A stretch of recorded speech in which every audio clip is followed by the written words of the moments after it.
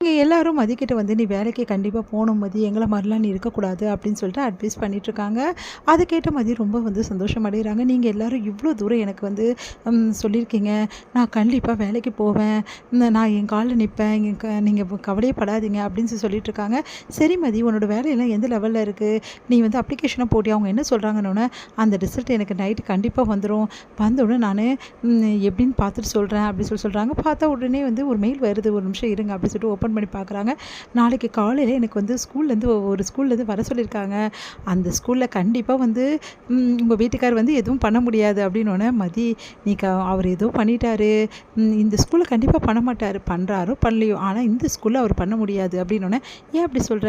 "ஏன்னா இது கவர்மெண்ட் சம்மந்தப்பட்ட ஸ்கூல். இந்த ஸ்கூல்ல ஒண்ணுமே பண்ண முடியாது அவரு. இந்த ஸ்கூல்ல கண்டிப்பா எனக்கு கிடைக்கும்னு நம்பிக்கை எனக்கு இருக்கு." அப்படின்னோனே, அப்படியா? எப்படி மதி? கவர்மெண்ட் ஸ்கூல்னா வந்து இப்ப நம்ம எக்ஸாம்லாம் எழுதணும்ல. அது கரெக்ட்டு தான். இது கவர்மெண்ட் வந்து நேரடி கவர்மெண்ட் கிடையாது. அப்படின்னு சொல்றாங்க. "ஓ! அப்படியா? அதனால ஓரளவு நல்ல பெரிய ஸ்கூல்ன்றதால, கண்டிப்பா வந்து இந்த மாரி இருக்கிறவங்க பேச்செல்லாம் ஏத்துக்க மாட்டாங்கன்னு தான் நான் நினைக்கிறேன்." அப்படின்ற மாரி சொல்றாங்க. "சரி மதி, நீ கவலைப்படாத. எல்லாமே நல்லபடி நடக்கும். நாளைக்கு காலைல இன்டர்வியூ இருக்கு. நான் அட்டெண்ட் பண்ணணும்." அப்படின்னோனே, "சரி மதி, நேரத்தோட படு. நாங்க போறோம்." அப்படின்னு சொல்லிட்டு கிளம்புறாங்க. ஆல் தி பெஸ்ட் அப்படின்னு சொல்லிட்டு கிளம்புறாங்க. மதி ரொம்ப சந்தோஷமா இருக்காங்க. இங்க வந்து கரெக்ட்டா உள்ள வராரு நம்ம வந்து சுரேஷ் வந்து மதி சந்தோஷமா இருந்துட்டு அதெல்லாம் எடுத்து வைக்கிறத பார்த்துட்டு, "என்ன ரொம்ப சந்தோஷமா இருக்காளே!" அப்படின்னு சொல்லிட்டு, என்னாச்சு?" அப்படின்ட்டாங்க. "ஒண்ணும் இல்ல." அப்படின்னு. "இல்ல, ரொம்ப சந்தோஷமா பேசிட்டு இருந்த. அதான் கேட்டேன். சொல்லணும்னா சொல்லலாம்." அப்படின்னோனே, ஒண்ணும் இல்ல. எனக்கு நாளைக்கு காலைல ஒரு இன்டர்வியூ இருக்கு." அப்படியா?" "ஆமா. அதுக்காக தான் வந்து அதுக்கான இதெல்லாம் எடுத்து வச்சுட்டுருக்கேன். என்ன பண்ணணும்? இன்டர்வியூஸ்லாம் என்ன கொஸ்டின்ஸ் கேட்பாங்க, அதெல்லாம் பத்தி யோசிச்சுட்டுருக்கேன்." அப்படின்னோனே, "ஓ! அப்படியா? அதான் கொஞ்சம் ப்ரிப்பேர் பண்ணிட்டுருக்கேன்." அப்படி சொல்லிட்டு எல்லாத்தையும் எடுத்து வச்சுட்டுருக்காங்க. நோட்ஸ் எல்லாம் எடுத்து வச்சுட்டுருக்காங்க. அதெல்லாம் பார்த்து வந்து, "ஓ! அப்படியா?" அப்படி சொல்லிட்டு அப்படியே பார்த்துட்டே இருக்காரு.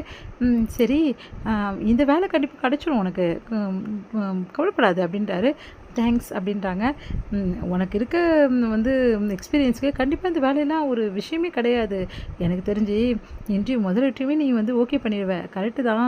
ஆனா இருந்தாலும் அந்த ஸ்கூல் கொஞ்சம் நல்ல பெரிய வந்து டிபார்ட்மெண்ட் ஸ்கூலு. அங்கலாம் வேலை கிடைக்கிறது ரொம்ப கஷ்டம்.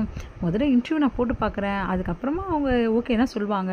கண்டிப்பா கிடைச்சிரும்." அப்படின்னோனே, அப்படியே யோசனை பண்ணிட்டு, "என்ன இவரு இப்படி பாசிட்டிவா பேசுறாரு?" அப்படி சொல்லிட்டு யோசிச்சுட்டே போறாங்க. ரேவதி வந்து என்ன பண்ணுறாங்க, ஃபோனை பார்த்துட்ருக்காங்க. பார்த்தா வந்து என்ன பண்ணுறாரு, தங்கராஜ் வந்து ஒரு மெசேஜ் அனுப்பிச்சிருக்காரு. இந்த மாரி வாய்ஸ் மெசேஜ் நோட்ஸ் பண்ணியிருக்காரு. என்ன பேசியிருக்காருன்னு சொன்னேன், "இங்க பாரு வந்து ரேவதி, நீ இல்லாம குழந்தை சாப்பிட கூட மாட்டேங்கிறான் சரியா? அதே மாரி நீ இல்லாம இவ்வளோ கஷ்டமா இருக்கு தெரியுமா? நான் வந்து கூப்பிட்டு கூட நீ வராம இருக்கிறது எனக்கு என்னமோ மாதிரி இருக்கு. ஏன் ரேவதி எல்லார் பேச்சையும் நீ கேட்குற? உன் புருஷன் நான் சொல்கிறேன் ரேவதி, நாளைக்கு வந்துரு ரேவதி. நீ வந்துருவேன்னு நம்பிக்கையில நான் இருக்கேன். வந்துருவல்ல? எனக்கு தெரியும் ரேவதி, நீ கண்டிப்பா வந்துருவ." அப்படின்னு சொல்லிட்டு வந்து மெசேஜ் பண்ணியிருக்காரு. அத பார்த்த ரேவதி வந்து, வந்துடுறேன். இப்படி சொல்லி சொல்லி தான் இவ்வளோ நாள் என்னை ஏமாத்தியாச்சு. இப்போவும் என்னை ஏமாத்த பார்க்குறாரா? ஒரு 2, 3 நாள் ஆகுது. இப்படியே இருக்கட்டும். அப்பதான் கொஞ்சமாவது அறிவு வருதா பார்க்கலாம்." அப்படின்னு சொல்லிட்டு ரேவதி வந்து எந்த மெசேஜும் அனுப்பாம இருக்காங்க. என்ன இவ பார்த்துட்டா, டபுள் கிளிக் வந்துச்சு. ஏன் மெசேஜே அனுப்ப மாட்டேங்கிறா? ஒண்ணுமே சொல்ல மாட்டேங்கிறாளே! ரேவதி, நீ என்னோட பொறுமைய நீ ரொம்ப சோதிக்கிறடி. நான் விட மாட்டேன். நீ வீட்டுக்கு எப்படி வந்து தானே ஆகணும். அப்ப பார்த்துக்கிறேன்." அப்படி சொல்லிட்டு டென்ஷனா வராரு இங்க தங்கராஜ். காலையில என்ன பண்ணுறாங்க, எல்லாத்தையும் எடுத்து வச்சுட்டு இன்டர்வியூக்காக கிளம்புறாங்க. நம்ம மதி, "என்ன காலையிலே கிளம்புறா எங்கேயோ?" அப்படின்னோடனே, "மதிக்கு இன்னைக்கு இன்டர்வியூ இருக்கான். அதான் கிளம்புறா. கொஞ்ச நாள் இருந்தா வீட்டில் இருந்துட்டு அப்புறமா போகலாம்ல." அப்படின்னு அவங்க மாமியார், "பரவாயில்ல, அவள் போகணுன்னு ஆசைப்பட்றா, போட்டுமே." அப்படின்னோடனே, எங்கே வேலைக்கு இன்டர்வியூ கூப்பிட்ருக்காங்க?" அப்படின்னோடனே மதி வந்து அந்த இடத்த சொல்கிறாங்க. "இங்கேருந்து தூரமாக இருக்குமே, எப்படி போயிட்டு வருவ?" "அதெல்லாம் நான் போயிட்டு வந்துடுவேன்." அப்படின்றாங்க. சரி சரி." அப்படின்றாங்க. இங்கே வந்து சுரேஷ் வந்து கிளம்பிட்டு, "போகலாமா?" அப்படின்றார். "போகலாமா?" அப்படின்னோடனே, "நானே ட்ராப் பண்ணிடுறேன்." அப்படின்னோடனே, "இல்லை, உங்களுக்கு எதுக்கு சிரமம்? நான் இந்த சைடு போயிடணும்." அப்படின்னோடனே, "நானும் அந்த சைடு தான் போகிறேன். நான் ட்ராப் பண்ணிட்டு போகிறேன்." "டேய், உனக்கு வேலை இந்த சைடு தானடா?" அப்படின்னோடனே, "இல்லைண்ணே, பரவாயில்ல. எனக்கு அந்த சைடு கொஞ்சம் வேலை இருக்குது. அதனால் அப்படியே போயிட்டு ட்ராப் பண்ணிட்டு போகிறேன்." "சரி, அவன் தான் போகிறேன்றான்ல, சரி அவன் கூடயே போ." அப்படின்னு சொல்லிட்டு அவங்க மாமனார் மாமியார் சொன்னோன்னே, மலர பார்க்குறாங்க. மலர் வந்து போன்னு சொன்னோன்னே, சரின்னு சொல்லிட்டு அவர் கூட போகிறாங்க. இங்கே மலர் ரொம்ப சந்தோஷப்படுறாங்க.